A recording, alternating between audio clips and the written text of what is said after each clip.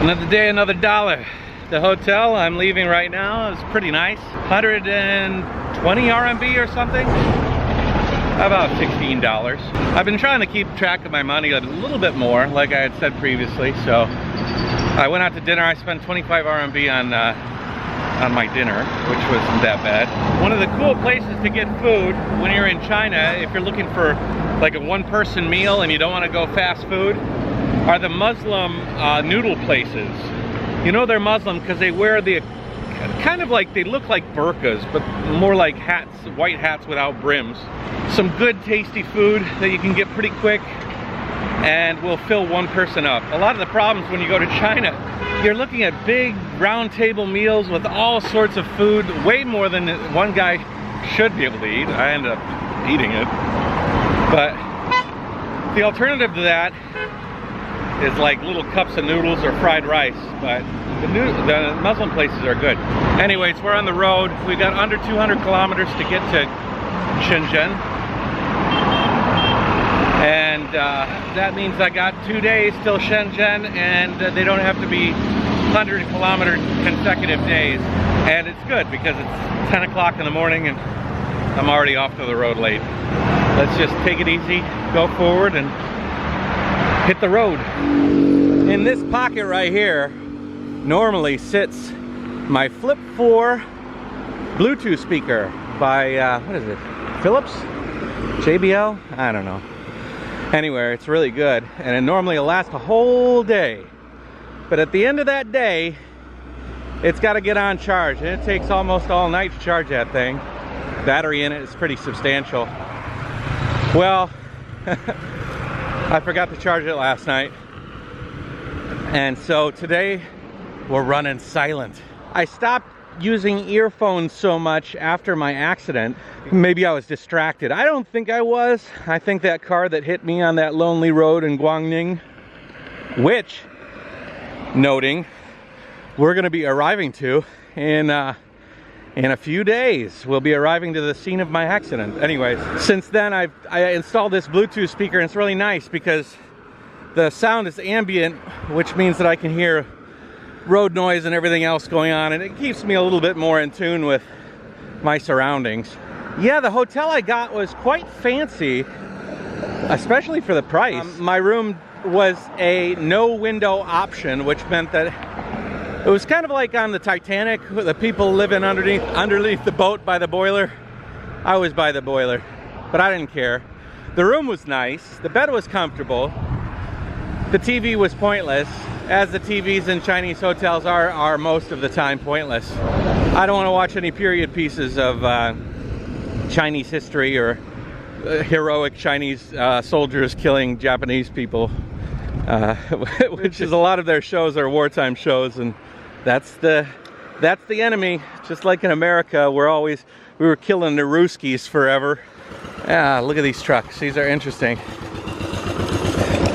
They're just like a engine mounted over a couple of wheels.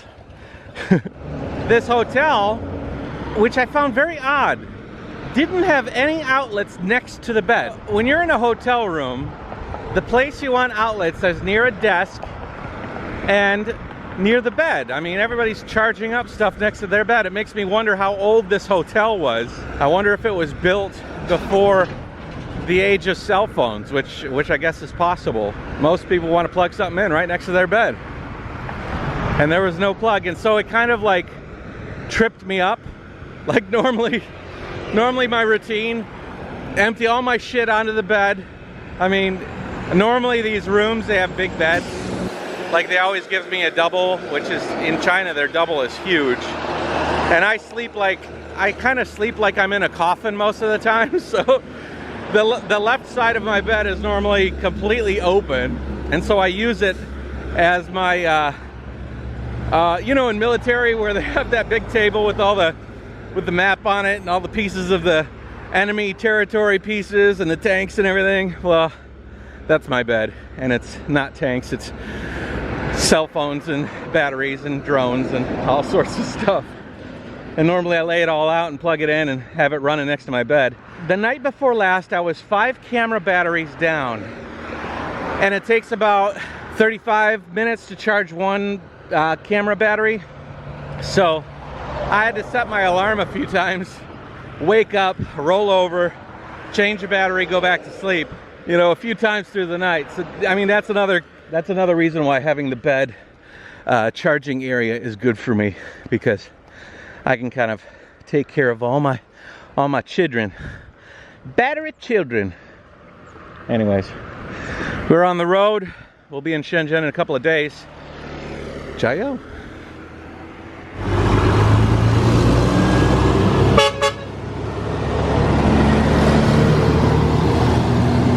I've had some weird encounters in my day, but that one with the guy driving that truck was a doozy. I pulled up to this offshoot, but it's kind of like a makeshift bus station, and the guy in that cement mixer truck, I saw him pull off to the side in front of me. There's a chance at any moment that somebody's gonna get out, so I always keep an eye, and I could tell the moment he got out of his cab that he was looking to stop me and talk, which is fine. And so he made eye contact with me. I slowly approached him. He started talking really quick. I couldn't understand what he was saying. I could pick out some words that he was a traveler. He liked to travel.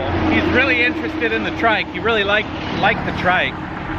And that I should travel to Sichuan. He's like, you gotta go to Sichuan, you gotta go to Sichuan. And I said, well, I've been there, but not on the trike. Sichuan is cool. He pulls out his phone and he's gonna show me some video of the time he went to Sichuan. He picks out a video and I can't see what it is until I pull my glasses down. As soon as I pull my glasses down, it was a guy, naked and dead, face down, big dude, on the floor, on a piece of concrete.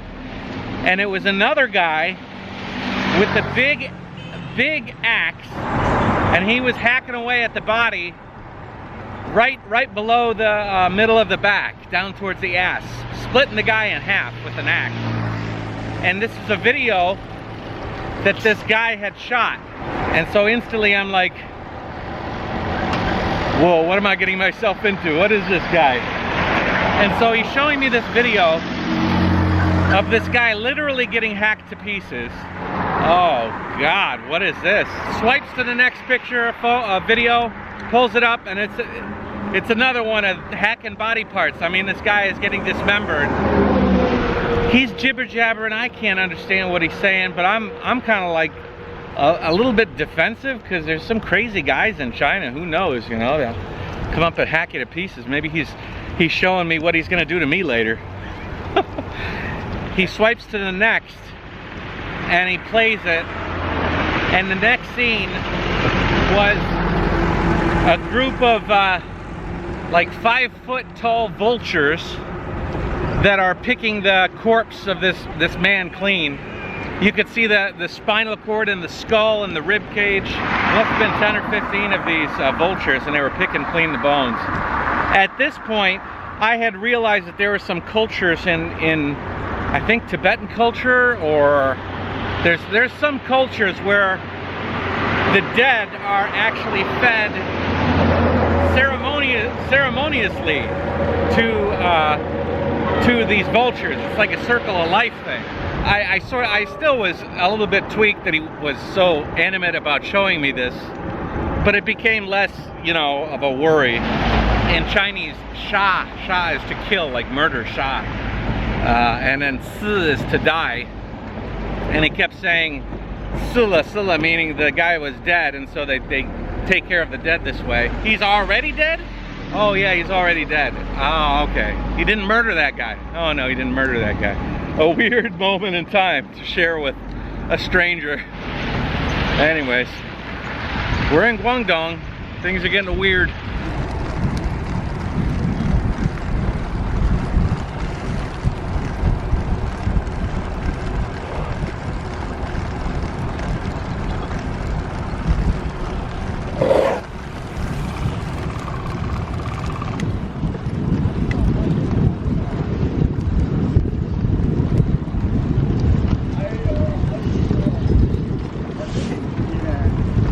Hello.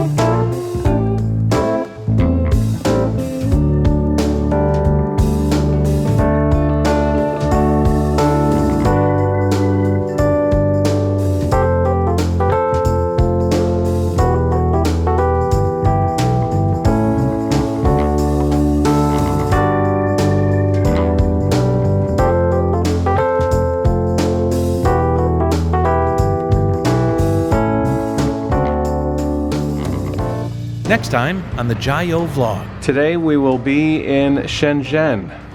These frickin' mosquitoes here, they are relentless and they're stealth. All the cars moving around you, the bus drivers waving at you, everybody's kind of like aware you're there. Trike's a little bit wide for some of these openings. This one might be a bit too much though.